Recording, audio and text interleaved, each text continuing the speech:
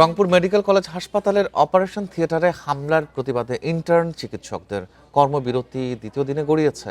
এতে ব্যাহত হচ্ছে সেবা চিকিৎসা। প্রচণ্ড দুর্ভোগে রোগীরা। দোষীদের গ্রেপ্তার না করা পর্যন্ত সেবা বন্ধ রাখার ঘোষণা ইন্টার্ন চিকিৎসকদের। ইন্টার্নি আসলে হসপিটালের বড় চালিকা শক্তি। ট্রিটমেন্টের ক্ষেত্রে তাদের ভূমিকা অনেক বেশি।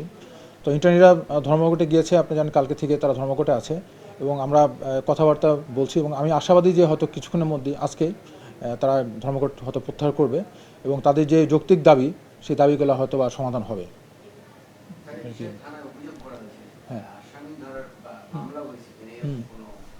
হ্যাঁ, আমাদের পক্ষ থেকে আমরা একটা মামলা করেছি আসামিদের বিরুদ্ধে এবং পুলিশ যথেষ্ট তৎপর এবং আমি আশাবাদী যে আজকের মধ্যে হয়তো বা পুলিশের একটা সমাধান করে ফেলতে পারবে।